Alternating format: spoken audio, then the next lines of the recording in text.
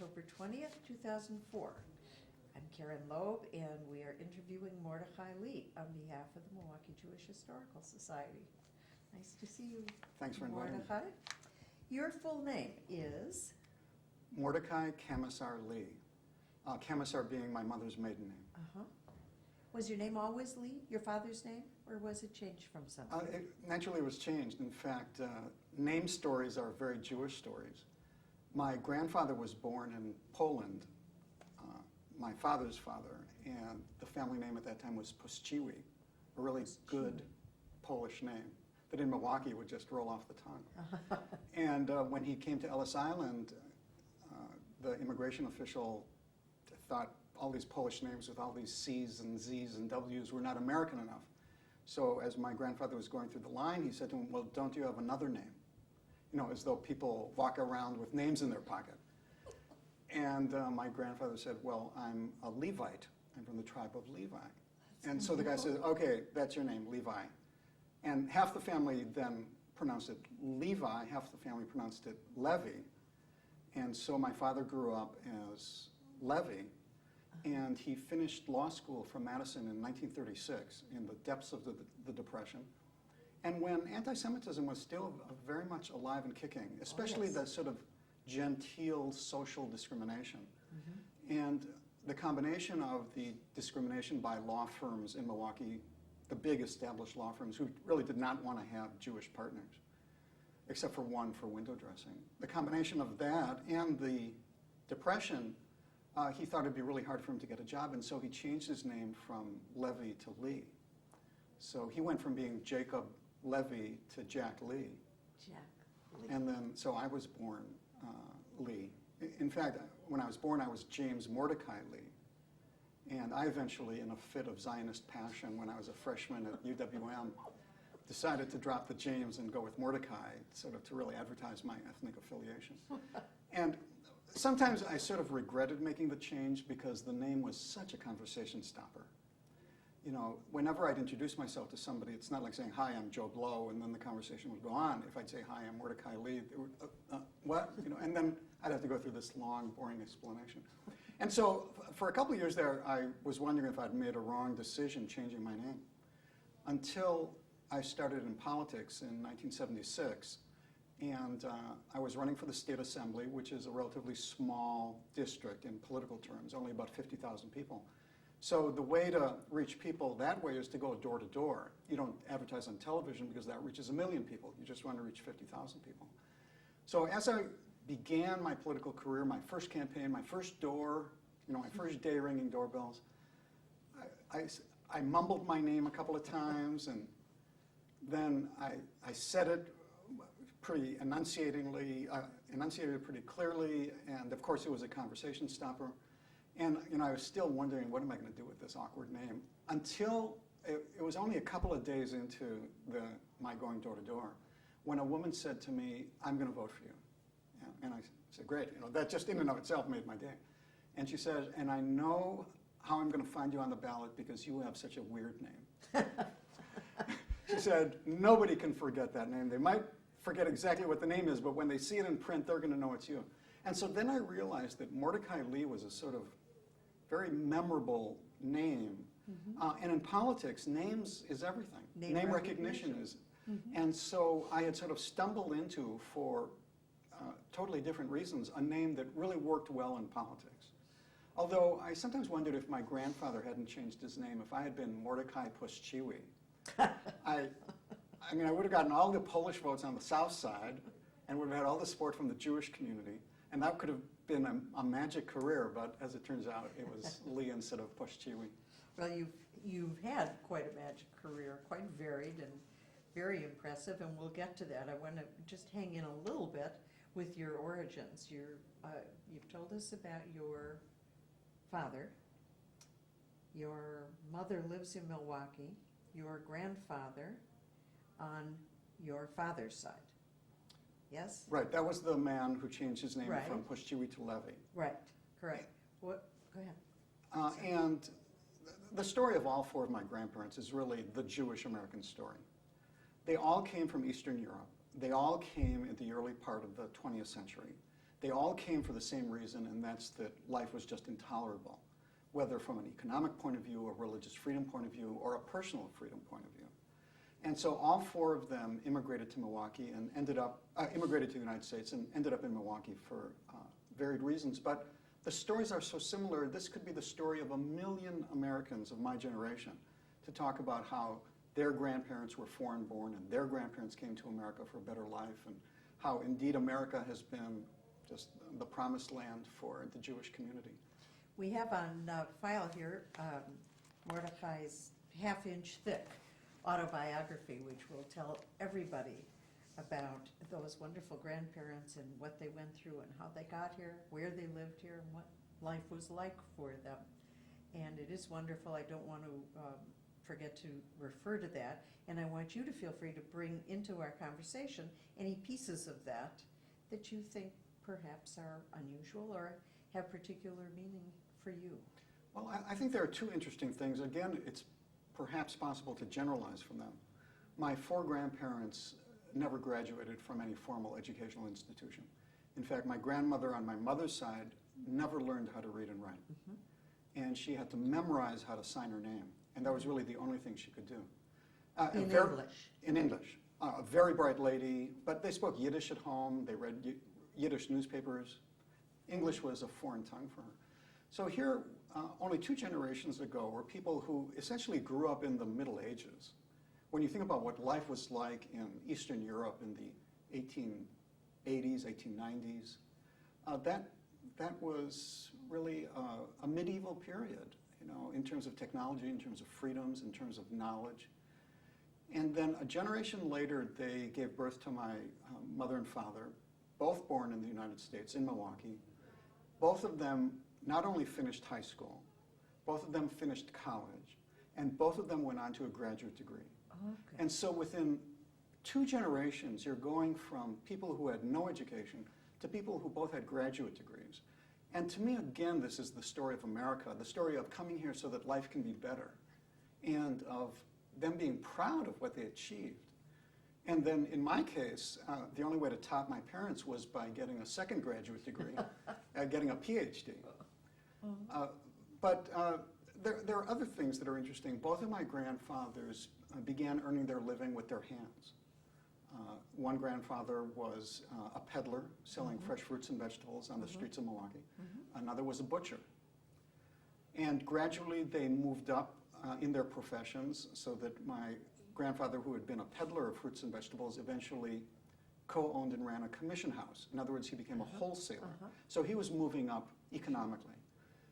And my other grandfather moved from being a butcher to owning a packing house. So he moved up to being a businessman. So both of them were businessmen. Then my father grew up, and he saw that indeed his father, the commission house owner, had a good life economically. But my father wanted to move up beyond that, because my father still saw that his father earned his living with his hands. And my father felt that moving up would be earning a living with your brain. In other words, a kind of a clean hands kind of profession, a white-collar profession. And so my dad, like his father, wanted to have economic success. But he defined his economic success sort of one stage beyond that. For him, economic success would be doing well financially and doing it in a white-collar profession. Yeah. And then I come along, and again, I'm faced with 2 generations of people for whom economic success was a necessity. Whether they loved their jobs or not, for those generations, they had to earn a living so they could put food on the table. They supported a family. And my generation was really, to a certain extent, lucky. I'm the post-World War II generation, the post-Depression generation. And growing up in the 50s and 60s, to a certain extent, economic success was an assumed status, that a person could always earn a living. A person could always live well. A person could always live a middle-class life. And therefore, that my generation had the discretion of choosing a profession, not just based on financial success, but choosing a profession based on what interested us. This is a tremendous breakthrough. Again, going back to just my grandparents' generation, living in Eastern Europe. So for me, I had a father who was a successful businessman. Eventually, he went from law into real estate. 2 grandfathers who were successful businessmen. And I had absolutely no interest in business. what I wanted to do is I wanted to do good. And my generation believed that we could do good and earn a living. In a sense, we were freed from the worry about financial constraints. And indeed, I've been very lucky. I've been able to hold a variety of jobs that have paid a middle-class salary, that have been able to support a family when the situation called for it. And yet, I've always chosen jobs that interested me and that I felt were more than just making money. They were contributing, they were giving back, they were making the world a better place. And so when I think about the arc of this narrative, this story of 4 grandparents born into the Middle Ages, and then a grandson who has the freedom economically to make choices to dedicate to public service and community service. That's a tremendous story. And it's not about me, it's really about America, and it's about how life has changed so quickly in a mere century, a mere 100 years. It's an amazing story, and you have done an eloquent job in phrasing it. And I'm going to go in the direction you're suggesting, which is your career, but first I want to ask you if you think that this amazing opportunity can continue to exist, or does the next generation, my children, find themselves back a step, having to take jobs that maybe they don't love. They are trained and equipped to handle them, but maybe the opportunities for loving your job are not out there the same way they were in the 50s and 60s. What do you think? Well, Mrs. Loeb, I think you've really sort of put your finger on something. I think that to a certain extent, I was blessed to live at a time of abundance and success. America post-World War II, America in the 1950s and 60s, when economic growth and economic prosperity were sort of assumed. And now, at the turn of the century, at the beginning of the 21st century, there's been a bit of a contraction. It's harder to find a job. Both parents now have to work to put food on the table. Sometimes they have to take jobs they don't necessarily like. Sometimes they have to take jobs that are below their educational attainment or their professional competence. So I think America seems to be sort of stalling, I guess one would say. But I hope, and I don't think that that's a permanent condition.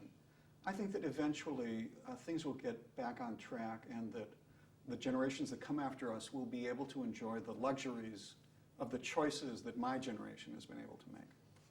And I hope you're right about that. Although, let me just toss in, my son is now 16 years old, and he's already a businessman. He's already an entrepreneur. And what he cares about is making money.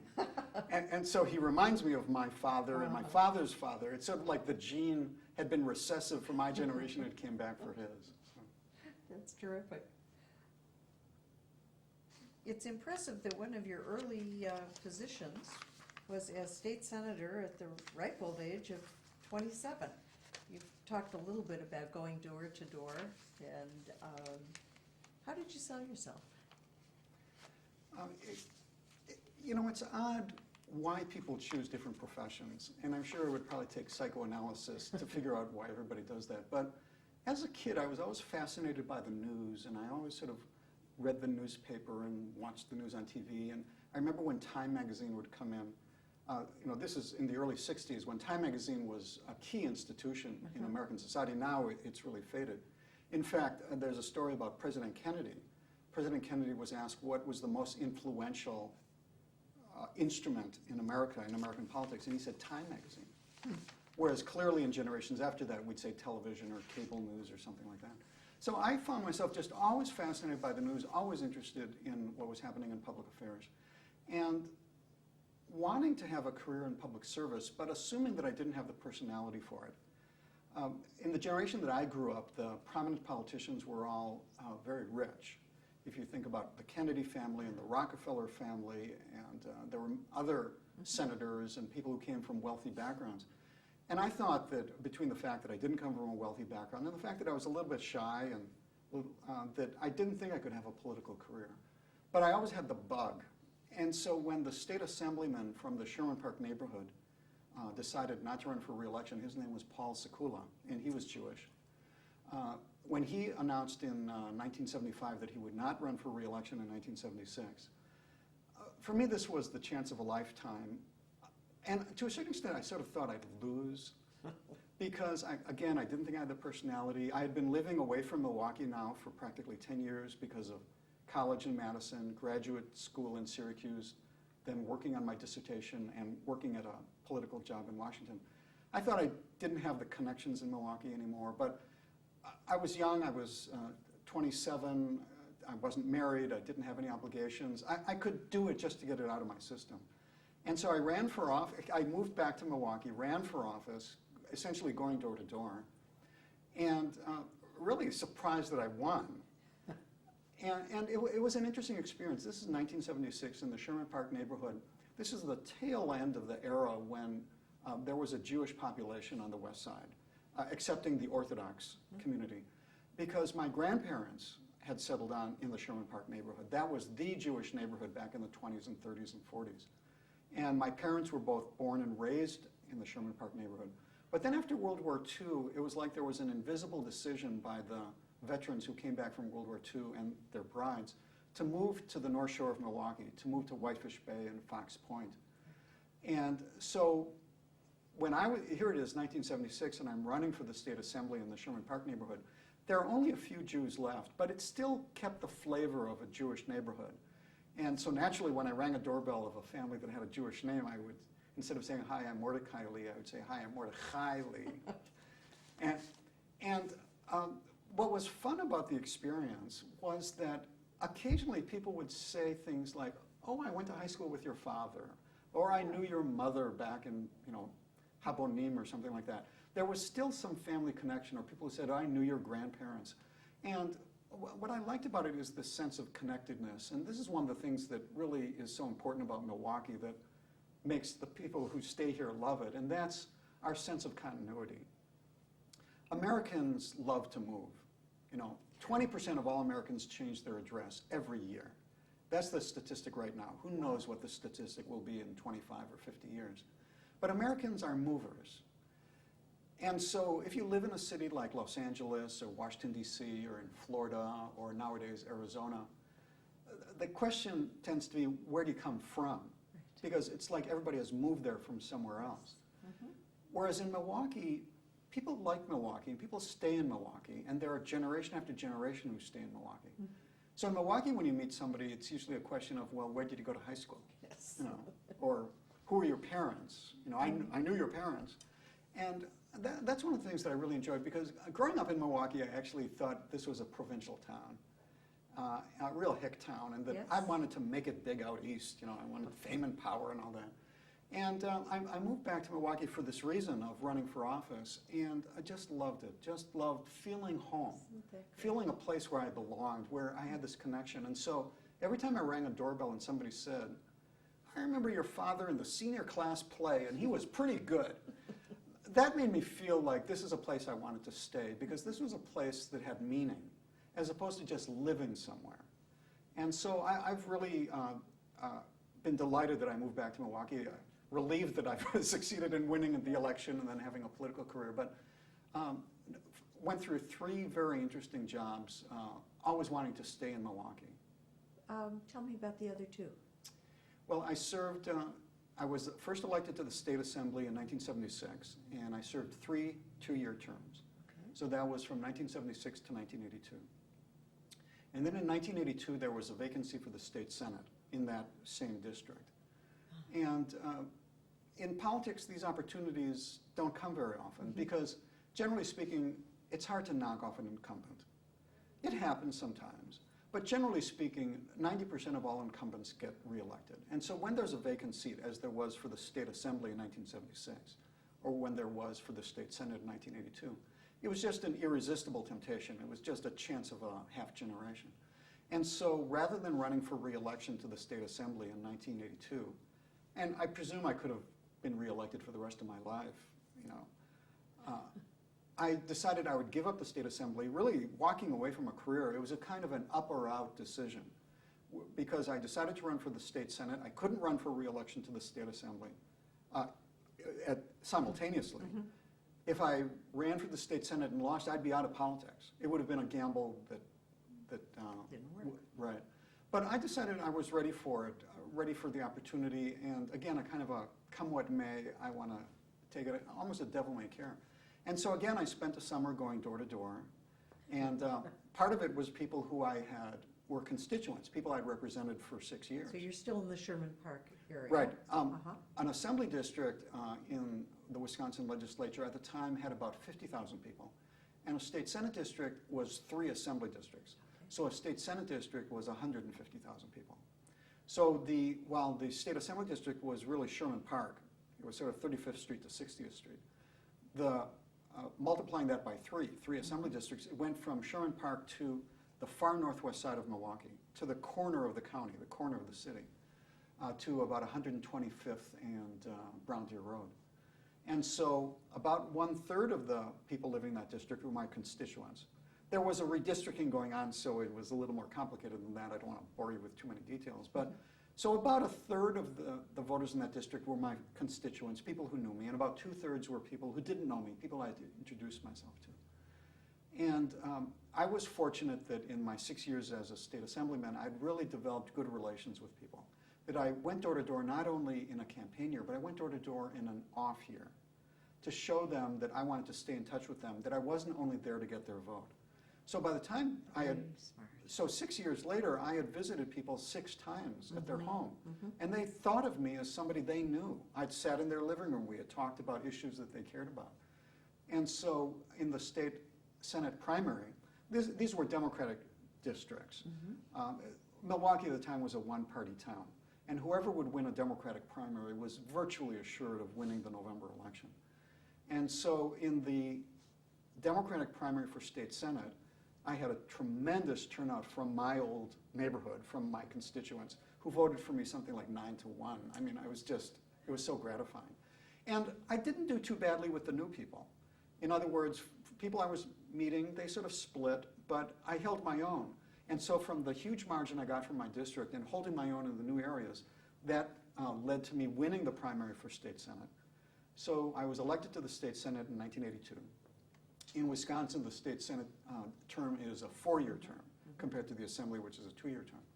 And then I ran for re-election in 1986 and was re-elected. So I served a total of 3 terms in the Assembly and 2 terms in the Senate.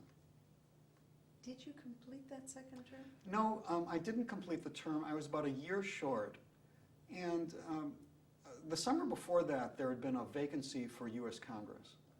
And the summer of '98, I was playing with the idea of, again, moving up the ladder, a vacancy for Congress, running for office. And I started putting together a campaign for Congress, and I realized how much money it would take to run for Congress. And running for state assembly, running for state senate, that was pretty small potatoes in those days. You know, I put in a chunk of my savings because I was a bachelor, I had nothing else to do with my money, and my parents and, family and friends and neighbors would kick in money, and that was sort of enough of a pot. But to run for Congress, now that was serious business. To run for Congress in those days, just to be a player, you had to raise $250,000. And to really run a serious campaign, you had to have about $500,000, which to me just sounded like a Mount Everest, a staggering climb. And I started making phone calls and I started meeting with people and hoping to get financial commitments. And I realized my heart wasn't in it. I hated fundraising. And I hated spending my time fundraising.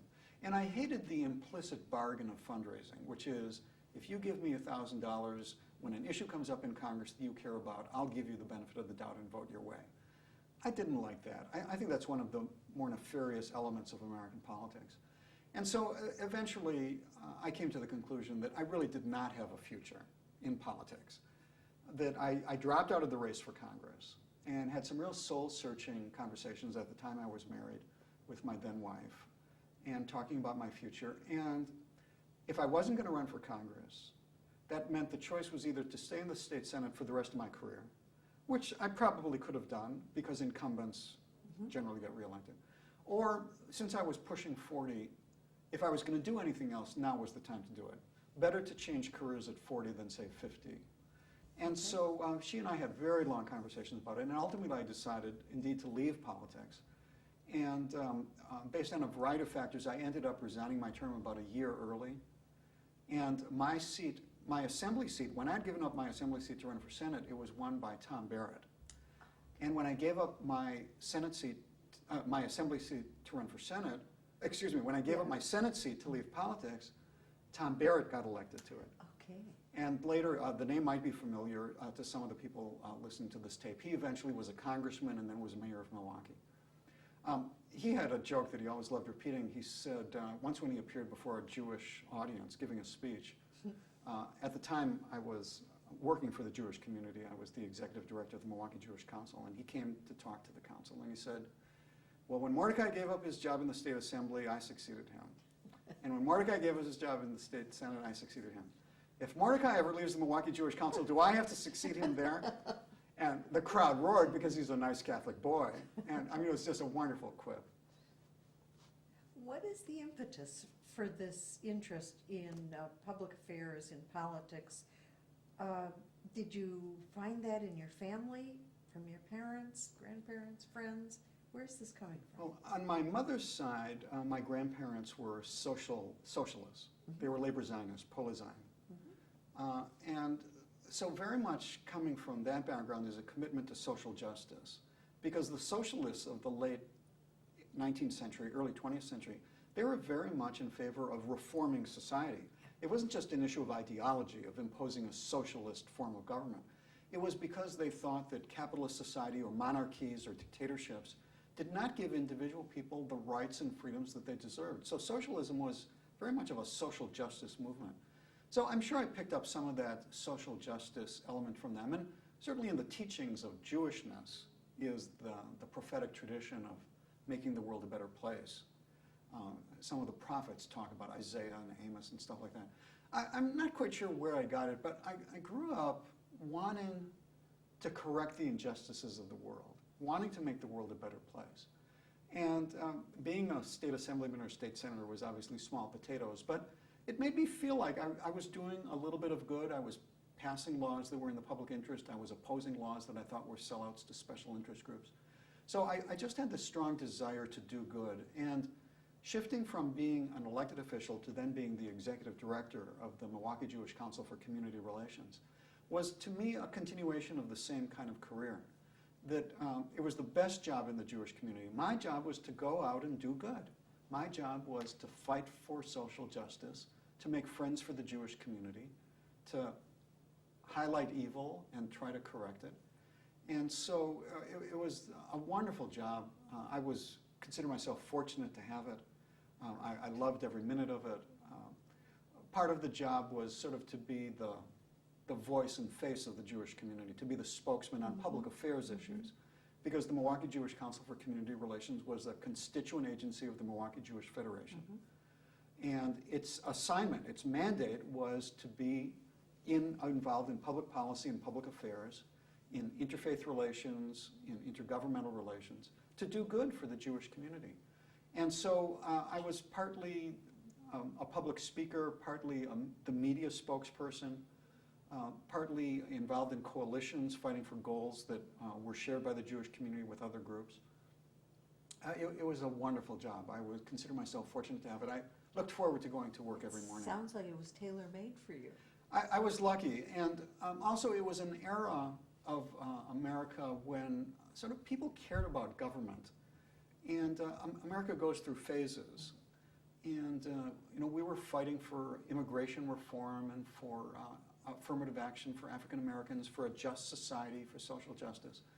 And there have been times when the Jewish community and society at large have cared about those issues, and there have been times when those issues have faded, when we've gone through, I guess you'd say, a narcissistic era or a self-involved era or an inward-looking era, both in terms of American society and or the Jewish community. And I was fortunate to be in the right place at the right time from 1990 to 1997 as the executive director of the council. And so I owe a debt of gratitude to the organized Jewish community for letting me continue to do good. We're going to continue with your career. I want to back up just a little bit. You're referring to correcting the evils of the world, tikkun olam. You're referring to Judaism and prophetic teachings. What is the Jewish background, whatever your parents brought into the home situation that you learned from? Well, I've mentioned already that my grandparents were labor Zionists and pro-Zion. Which is usually not religious. Right. It's a very secular, right? It was a socialist-oriented movement to improve society. In fact, one of my great uncles, the brother of my grandfather, was a communist. which was very common in those days. And in fact, when the revolution happened, the communist revolution happened in Russia in 1917, he wanted to move back to Russia. He had immigrated from Russia with his brother, lived in America, and then when the revolution happened, he said, this is the moment. I want to be part of this revolution.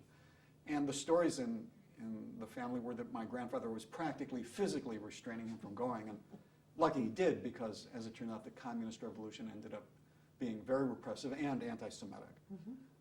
And he probably would have been killed in some of Stalin's purges. So some of that came from that. In fact, when I was a kid growing up in Milwaukee one summer, one of the camps that I was sent to was a Habonim camp. At that time, it was in Michigan. I can't remember exactly the location. And at the Habonim camp in those days, they still very much had a socialist orientation. And so, for example, I remember once the counselors wanted us to have a lesson about from each according to his ability and to each according to his need. Nowadays, we'd of course say his and her or their. But that was the socialist mantra, that each would give according to his ability and each would receive based on his need. In fact, the kibbutz movement in Israel is based on that. So the counselors announced one day that we would all go into town and go bowling if we could pool the money we had and raise enough money to do it. And they asked each of the kids to bring out whatever pocket change they had, because we were all getting allowances and all given small amounts of money from our parents. And we were each asked to give as much as we could. In other words, from each according to his ability. And then, as the night was progressing, we were counting up the money. And it was clear that some people were giving more than others, that some people weren't giving at all. And then eventually we reached this magic number, who knows what it was, $50 or something like that. And the counselors announced, yes, we could all go bowling. And so this was the lesson we learned about, the socialist mantra. But besides that, the 1960s, besides my Jewish orientation, the 1960s was a very radical era of growing up and wanting to make the world a better place. Whether we talk about President Kennedy's call to ask not what your country can do for you, ask what you can do for your country, and then the Peace Corps happened. I'm a kid, at this point. I'm 11 years old, but this influences me. And then the protest against civil rights discrimination down south, watching on TV Martin Luther King marching for equality for African Americans. Then by now I'm past high school, I'm in college. Now the Vietnam War is happening. And my generation was being drafted and sent to Vietnam to die in a war that we thought was illogical, immoral, stupid. We didn't want to die in that kind of a war compared to, let's say, World War II, which was a war that had a good purpose. So the draft protests and the anti-war protests. So my generation really grew up in an atmosphere of making change. In other words, it was a rebellion against the 1950s, I guess. And so I don't think I'm very unusual, really. Perhaps a little unusual in the jobs I eventually held, but I don't think I'm unusual in being of the generation that came of age in the 1960s, that we wanted to work on making society a more just place. After the Milwaukee Jewish Council, you went to UWM? Right, and I I probably should reveal for the first time why I left the Milwaukee Jewish Council. At the time, I did want to keep it secret. As you can imagine, coming from a labor Zionist background, and then many American Jews are Democrats, and when I was in the state's legislature, I was Democratic. So my personal, private politics were left of center. And when I was at the Milwaukee Jewish Council, for most of those years, the government in Israel was a left-of-center government, a labor government.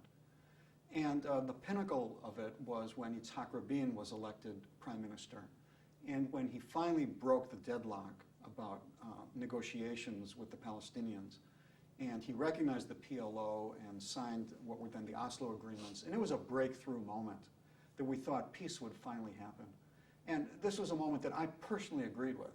But in the Milwaukee Jewish Council, we were very careful that when we spoke publicly, or when I spoke on behalf of the Jewish community, our policy was we always supported the democratic government of Israel. Left of center government, right of center government. It wasn't our place in Milwaukee to disagree with what decisions they made. And I think this was the right policy. We were there to support Israel.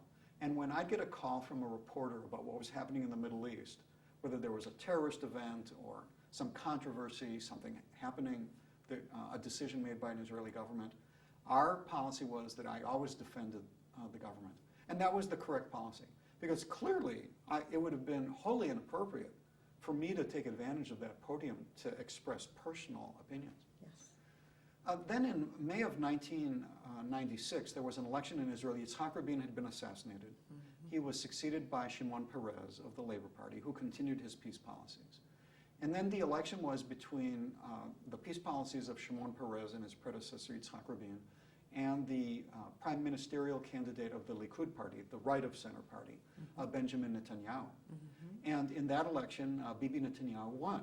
And his position was very different on the peace process. He felt that the labor position was too compromising, too many concessions, too much expectation of good behavior by the other side. And he clearly was going to repudiate the peace process and try to put it on a different track. He was a hardliner. He was very representative of what the Israeli voters had chosen at that moment. But I couldn't live with it. I was trying to project forward, how would I feel when Prime Minister Netanyahu would, let's say, break off the peace process and a reporter would call me and ask me for the local Jewish community's reaction to it. I knew what I needed to say, but I knew I didn't want to say it. And so this was a moment when really my personal beliefs came in conflict with my job for the very first time. And I decided I needed to move on. I decided that it would not be good for me to have this sort of dual life, mm-hmm. Really hypocritical kind of life, to believe one thing privately and say another thing publicly. And I believe the Jewish community deserves somebody who could, without restraint, say what needed to be said. And so at that point I started looking for a job. And within 6 months, shortly after the turn of 1997, I was hired by University of Wisconsin-Milwaukee to be a professor of public administration. I'm seeing a connection between your reasons for getting out of politics and getting away from the council, of needing to believe in what you say and what you do and not compromising those beliefs by the requirements of a job. You know, Mrs. Loeb, this really goes back to where we started our conversation. You call me Karen. Okay, Karen. That I consider myself and my generation to have been fortunate to have grown up in abundance and to have been able to make life decisions that weren't solely based on finances and economic needs. And so here were situations where I truly had the luxury that our society had developed to the point where I had the luxury of being able to walk away from very good jobs, nice paying middle-class jobs that I loved, but that when circumstances had changed, that I could walk away with a general expectation, not a guarantee, but a general expectation that I'd probably be able to find another job that would pay a middle-class income, be able to support a family, and that I'd get the intellectual satisfaction from. I wanted always to wake up in the morning and look forward to going to work. And that was a luxury that my parents didn't have, and certainly my grandparents didn't have. And so that's why I consider myself to really have been blessed to be at a certain place and time in history. It's a fabulous point to be in one's personal life. You're at the University of Wisconsin. You've worked your way up there, as you have every place else that you've been. You are now assistant professor? I was hired as an assistant professor. So you're now associate professor. I'm now an associate professor. The traditional hierarchy in academia is that assistant professors do not have tenure, and they're given 6 years to get tenure.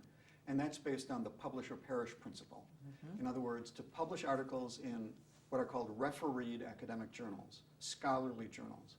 And if you publish enough in those 6 years, then after 6 years, you're evaluated and given tenure and promoted to associate status. And if you don't attain that accomplishment, then you're given a 1-year contract to find a new job. It's like sudden death in football. I mean, you either make it or you don't make it. And I was fortunate that I was able to publish adequately in journals and on topics. I have seen your resume, and as I told you earlier, I stopped counting at about 36 publications and did not bother counting in the other categories because the list just goes on and on and on. You've been cited by others in many publications, and the list of places which you have been a speaker. It's a very impressive resume. To a certain extent, I've been lucky. I've been at the right place at the right time. I've had subjects I was interested in. I've been able to write. I've been able to publish. The PhD I had gotten from way back when I'd gone to Syracuse University, stood me in good stead 25 years later when I returned to the academic world after having been out in the real world. Mm-hmm. Right. And so I was fortunate. In 2002, I was granted tenure and promoted to associate status. And then eventually I hope to apply for and I hope to be granted what is called full professor. And that's again based on scholarly accomplishments. As you think about all of these accomplishments, that variety of exciting and gratifying jobs you've held and so on, which stands out in your mind as something you're the most proud of? Well, that's like asking a parent which child they love the most. In my case, I only have one child, so it's sort of an easy answer. But generally speaking, a parent would never want to have to make that choice. You know, mom always loved you best, you know, that kind of argument. I guess I've loved all my jobs. Going back to the theme we've been talking about during this entire conversation, I've been blessed, I've been fortunate to always be able to wake up in the morning and look forward to going to work. I like intellectual stimulation. I like the feeling of doing good and accomplishing things that are greater than just me. And in all three positions, now as a professor of government, of course, I teach about government, I teach about improving government, I also teach about nonprofit management, and I teach about using the nonprofit sector to, again, improve the world.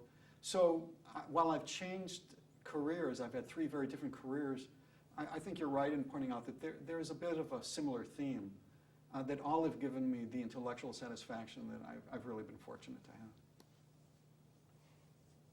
I'm told that you have provided the Historical Society with volumes, reams of information, which Kathy Bernstein is absolutely delighted about. She referred earlier to your grandfather's tools. What would that be? My uncle saved everything from his parents, and luckily I was able to get it. And for example, this is on my father's side. My grandfather had, these were virtually blacksmith tools, because when my grandfather began as a peddler of fruits and vegetables, he had a horse. Okay. And the horse lived behind the house on 14th Street. Mm-hmm. You know, they lived at something like 14th and Vliet. Mm-hmm. And there was a barn behind the house. And so he had to do the horseshoeing. And so in some corner of some attic, there were these old blacksmith tools that my uncle, thank goodness, saved, mm-hmm. passed on to me, and then I donated them. As a real example of how that generation worked with their hands. They made a living working with their hands. They got their hands dirty. It was a different time of society. And so that was a symbol of that. Uh-huh. What are you working on now that you're excited about? Whether it's academic or another aspect of your life? Well, one thing that I feel continues to be a public service is that when I was in politics, the media would often call me for interviews about the issues I was advocating for. And when I worked for the Jewish community, when I was the spokesman for the Jewish community, they would call me to comment on issues that we were advocating for. Mm-hmm. And now I continue to be called by the media and asked to comment on developments in society, development in an election. A candidate said this, a campaign did that, or some trend in politics. And what I feel I do when I'm on television or on cable news or when I'm quoted in the newspaper is I'm trying to explain, I'm trying to translate the very complicated world of government to the public at large. A form of sort of public education, of making government understandable. Excellent. Because when government is so complicated and so rarefied and so jargon-laden, people get turned off by politics. And the only way for democracy to work is for it to be self-sustaining, for every generation to say, I have a stake in what's going on and I want to be involved and I want to be an informed citizen and I want to cast an informed vote. So I feel that even though I live in the ivory tower, that I'm still contributing a little bit to, I guess, a form of public education by sometimes commenting on the news and trying to explain developments. In my professional life, I write some history. And I write about I've written a book about President Roosevelt's effort to communicate with the public about his administration's policies. It was an agency called the Office of Government Reports, and it was really the first presidential communications agency. Forgotten a bit by history, nowadays in the White House there's always an Office of Communications. It's not at all controversial. But in those days it was incredibly controversial and ultimately killed by Congress. And so in February of 2005, a book is being published by State University of New York Press, a book I authored entitled The First Presidential Communications Agency, Roosevelt's Office of Government Reports. And some of the research for that I was able to do at the Roosevelt Library in Hyde Park, New York, and some of the research I did in the National Archives in Washington. And it was so exciting to open a file and turn pages that hadn't been turned since the 1930s or 40s, or to stumble across a document that was personally signed by President Roosevelt, where he filled in some blanks in the document. I mean, it made history come alive. And so I've really been fortunate to, in a sense, stumble on interesting research topics. And I hope if I'm contributing to American historical literature, if this book serves a role beyond me long after I'm gone, then it'll be of enormous satisfaction to me. And I think you're really having a good time with this. I've been lucky. I really enjoy my work. Think about the Jewish community for a minute, present, and what direction you see us going. And can you comment about where you think you've seen some changes, what changes you think still need to be made, what are our challenges? Well, our challenges are in part financial. How to maintain the infrastructure that we've been able to have since essentially after World War II. Because to a certain extent our infrastructure was funded by some entrepreneurs of the 50s and 60s generations, essentially my parents' generation, some of whom were fabulously successful. For example, the name Max Carl would be a name that might not be familiar to the people watching the tape in their time, but he helped found the Mortgage Guarantee Insurance Corporation. And he was then an extremely generous person. Or other names like Esther Leah Ritz, Marty Stein. These were all entrepreneurs who really converted a penny into $1 million through hard work. Now my generation is in a sense the generation of professionals. Doctors, lawyers, professors like me, we're salaried people. And while we earn a nice middle-class income, not many of us can afford the kind of substantial ongoing contributions to keep our infrastructure going. So I'm guessing, as I'm projecting in the future, that that'll be a challenge. I hope that maybe my son's generation will be entrepreneurs again and be able to make contributions to keep the community going. I'm concerned about Jewish assimilation. Clearly, living in a society that accepts us so much makes it hard to feel the importance of staying Jewish. I feel it, but I think as generations pass, they won't feel it quite as intensely. After all, I came in the generation that was after the Holocaust, the generation where Israel was first created. I fear intermarriage, assimilation. I certainly would not like to see the Jewish community shrink to being just the Orthodox. I think the Reform movement and conservative movement are very important faces of Judaism that need to be maintained, and because they're the modern face of America. And I'd like to see the Jewish community remain committed to social justice. And I think there may be periods where the pendulum swings, where people are more inwardly interested, whether about their families or about their Jewishness, and they just congregate around Jews and they just interact with Jews and they just want to help Jews. I hope that that sort of particularism will never become the dominant strain of our population, that there'll always be a universalism. For example, that the lesson of the Holocaust is not to defend Jews. The lesson of the Holocaust is to stop genocides, whoever may be threatened by genocide. To me, that is what I hope will be the future of the Jewish community.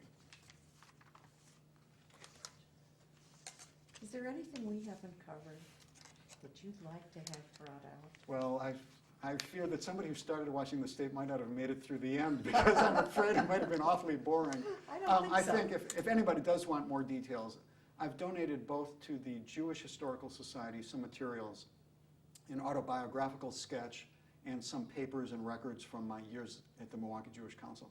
I've also donated to the Wisconsin Historical Society some papers and materials from my years in politics and my later years as well. And some of them are housed at the Urban Archives at the University of Wisconsin-Milwaukee's campus. So if anybody's interested, those would be two sources of places to find more information. And I'm sure people will be. Thank you very much, Mordecai Lee. Thank It's been you. a fascinating interview. I appreciate it. Thank you.